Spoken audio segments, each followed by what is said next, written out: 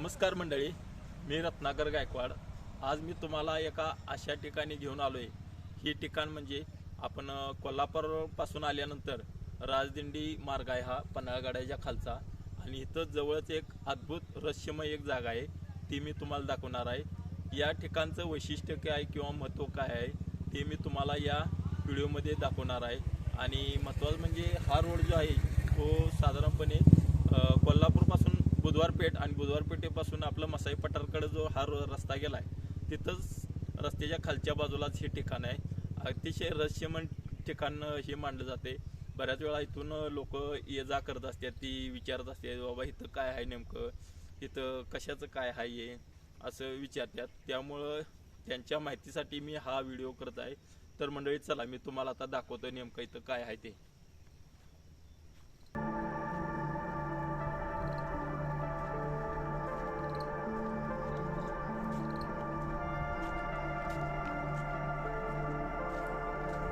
तर मंडळी मी हे पवित्र ठिकाण आहे, पहिल्यांदा मी इथं चप्पल काढतो।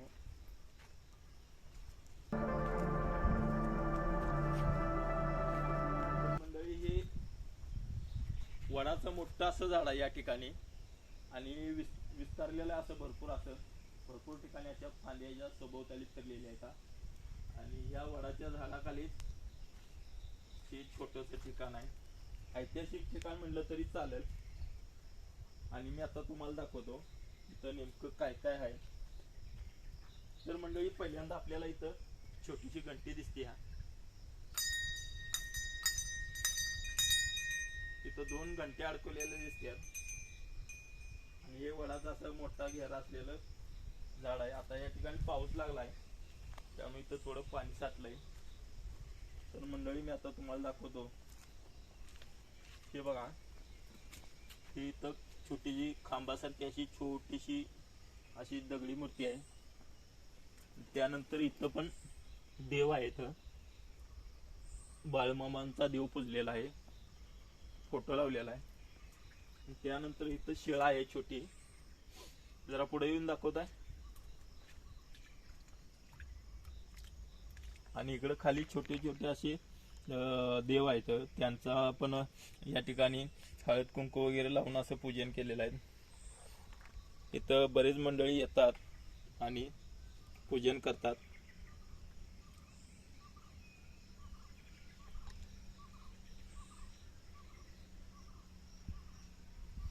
अतिशय रहस्यमय अशी जागा मानली जाते, आणि त्याच्याविषयीच आपण आज माहिती देण्यासाठी या ठिकाणी आपण आलेलो आहे। तर मंडळी हे अतिशय भव्य दिव्य असणारं बऱ्याच वर्षापासूनच असलेलं हे वडाचं झाड आहे, भरपूर मोठं आहे आणि याच्या फांद्या सुद्धा भरपूर प्रमाणात विस्तारलेल्या आहेत। इथं आल्यानंतरच असं वेगळं पण वाटतंय पाहताना। आता हे बघा, या वडाच्या झाडाच्या सभोवताली अशी छोटे दगड रचलेले आहेत, सभोवताली असे दगड रचलेले आहेत।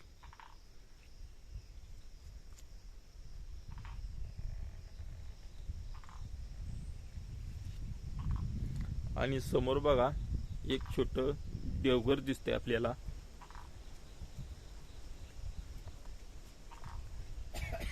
एक छोटीशी शिळा दिसते, वेरगळीचाच हा प्रकार म्हणला तरी चालेल। आणि इकडं पण एक शिळा आहे, तिला पण या ठिकाणी असं पुजलेलं आहे। तर मंडळी हे बघा, आता इकडं पण छोटे छोटे देव आहेत, ते सुद्धा या ठिकाणी पुजलेला आपल्याला दिसत आहेत। आणखी एक महत्त्वाचं दाखवतो, इथं नेमकं या देवघरात काय आहे ते पण दाखवतो। तर या ठिकाणी बाळमामांचा फोटो पुजलेला आहे, आणि बाजूलाच एक पंथी आहे, आणि एक समोर समई पण आहे। तर अशा पद्धतीचं हे ठिकाण आहे। आणि हे ठिकाण म्हणजे नेमकं काय आहे त्याच्या संबंधी आता आपण माहिती जाणून घेणार आहोत। तर मंडळी माझ्यासोबत आलेले आहेत आपटी गावातील ग्रामस्थ आहेत बाळासो बच्चे, त्यांच्याकडून आपण या ठिकाणाबद्दल विशेष माहिती घेणार आहोत। तर दादा मला एक सांगा, या ठिकाणचं नाव किंवा या ठिकाणाला काय म्हटलं जातं मला सांगशील? लक्ष्मी कुरण म्हणून लक्ष्मी कुरण. हम्म, आणि इथं पूर्वी गावाला प्लेग असा येत होता रोग. आणि ते रोग जाण्याच्या बद्दल सगळ्या गावकऱ्यांनी इथं गाडं बिडं आता सोडत्या. आणि बाबा काय हे जे नाव पडले तर लक्ष्मी का म्हणते की लक्ष्मी पूर्ण गावाला जीवर, म्हाळुंगे, तुरुकवाडी, आपटी, समोरपेठ या गावातनी ही असते. म्हणजे इथं ज्यावेळेला पालजत्रा असते त्यावेळेला इथं नारळ फोडतात.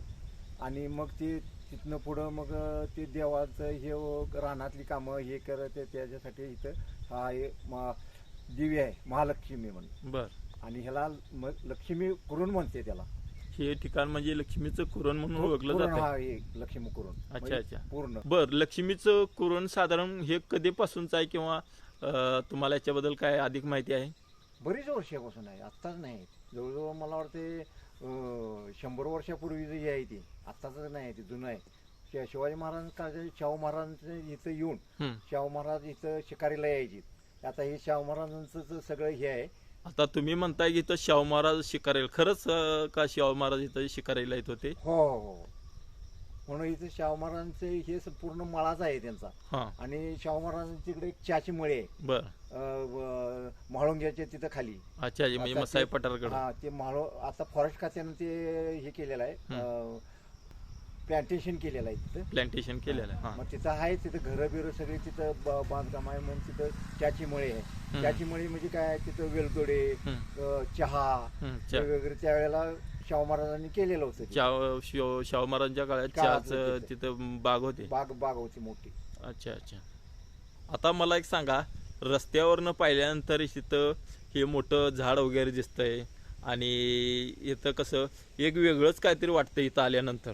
बाबा इथं काहीतरी रहस्यमय दडलंय, गुप्त काहीतरी असं वाटतंय रस्त्यानं बघितल्यानंतर. नेमकं काय आहे या ठिकाणी असं तुम्हाला वाटतंय? पूर्वी कसं आहे, आता गाव संपूर्ण हे आहे ते ज्यावेळेला प्लेग येत होता. अच्छा. लय पूर्वीच्यापासून. आणि त्या ह्याच्यामुळं इथं ही लक्ष्मी ते नारळ गावाचे होऊन ये बाबा. त्यावेळेला पटकीचा रोग होता, हे होतं. मग माणसाने काय केलं की रोग या लागल्यात म्हणून आता काय करायचं की लक्ष्मीला नारळ द्यायचं, गाडं सोडायचं. ते गाडा एक म्हणून गाडा असतो, बैलगाडीसारखं बारका एवढा छोटासा हे करून प्रत्येक गावाचा त्या गावातनं ह्या गावापर्यंत यायचा, विशीपर्यंत तिथनं तिन्ही गावात वाजवीत न्यायचं तिकडं. आणि तिथं नारळ देऊन त्या दुसऱ्या पलीकडल्या गावात न्यायचा. म्हणजे हे गावाच्या विशीतनं बाहेर जावं.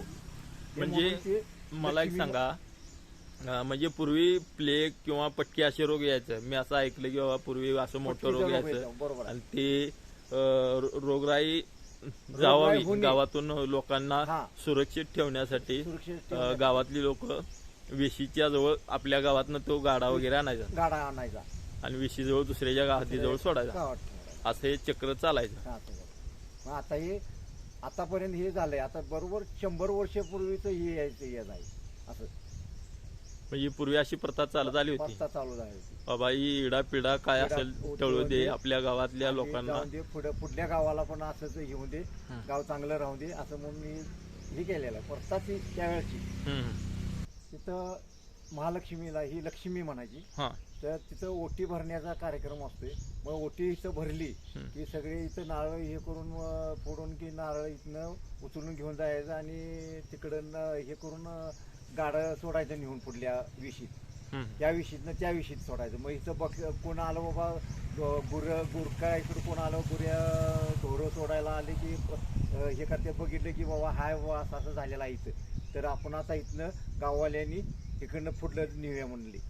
आणि तिकडल्या गावाकडनं ठेवलं की त्या पुढल्या गावाकडे जाते.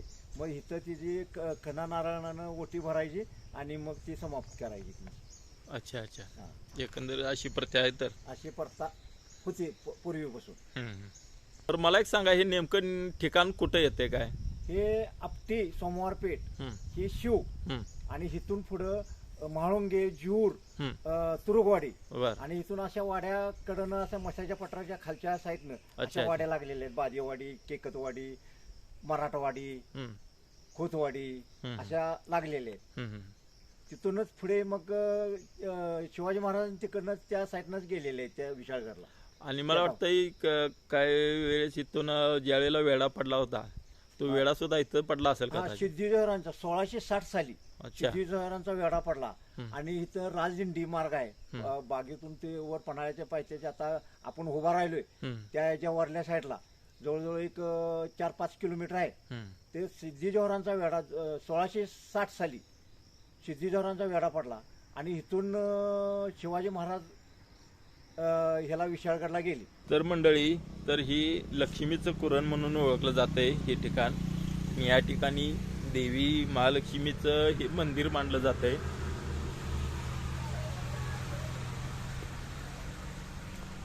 आणि या देवीवर इथल्या भागातल्या लोकांची श्रद्धा आहे आणि त्यामुळंच इथं लोक येऊन पुजतात या देवीला. आणि देवीला गारानं मांडतात की बाबा आमच्या गावात कुठल्याही प्रकारची रोगराई येऊ नये आणि आमच्या गावातल्या सगळ्या लोकांचं रक्षण करावं यासाठी येतात. आणि या देवीला जे काय नारळ वगैरे असेल असं देतात आणि तिचं पूजन करतात, पाया पडतात आणि आपलं गारानं मांडतात. तर अशा पद्धतीचं हे अद्भुत रहस्यमय हे ठिकाण. तर मंडळी, हे ठिकाण राजदिंडीच्या बरोबर खालच्या बाजूला आहे.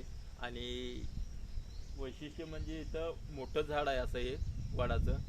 त्यामुळं इथं काही वेळेला भरपूर पूर्वी झाडी होती आणि इकडं पाहिल्यानंतर असं भीतीदायक वाटायचं बऱ्याच लोकांना याचं जाता. तर तसं भीतीचं अजिबात कारण नाही. इथं महालक्ष्मी साक्षात देवीचं मंदिर आहे आणि इथं येणाऱ्या जाणाऱ्या लोकांचं ते रक्षण कायम करते असे इथल्या लोकांची मान्यता आहे. त्यामुळं भीतीचं काही कारण नाही.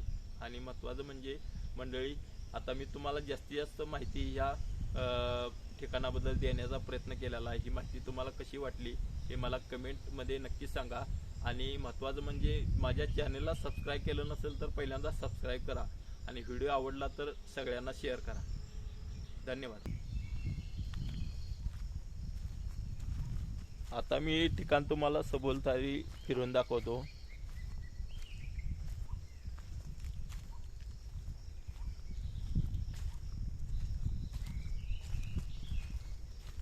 या ठिकाणी पहिल्यांदा जाळ्या भरपूर होत्या, पण इथल्या लोकांनी आता साफसफाई म्हणून इथल्या सगळं जाळ्या काढून टाकल्या आता. त्यामुळे आता इथं थोडी जागा मोकळी झाली आहे.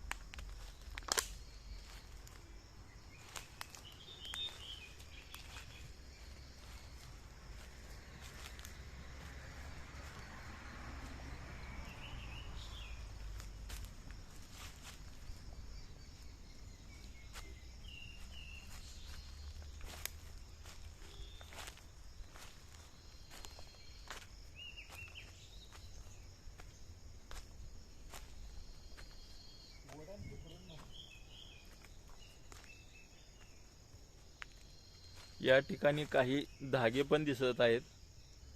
तर मंडळी, इथल्या ज्या महिला आहेत आपटी सोमवारपेठ गावातल्या, ज्यावेळी वटपौर्णिमा असते त्यावेळेला इथल्या महिला या वडाला येऊन पुजतात आणि धाग्याने असं गोल गुंफण घालतात.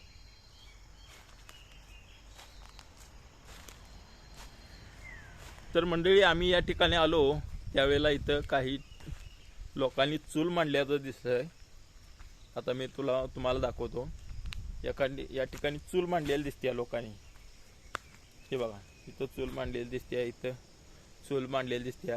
आणि या ठिकाणी पत्राळ्या किंवा जेवणाचं मटेरियल पडलेलं दिसतंय आणि काही वेळेला या ठिकाणी बाटल्या सुद्धा पडलेल्या दिसतात. तर मंडळी, मला या ठिकाणी लोकांना सांगायचं आहे की हे लक्ष्मीचं कुरण म्हणजे साक्षात लक्ष्मी देवीचं पवित्र ठिकाण मानलं जातंय. त्यामुळे या ठिकाणी येऊन असं काय गैरवर्तन करू नका, एवढंच माझं सांगणं आहे. या ठिकाणचं पावित्र्य राखा, बाकी काही नाही.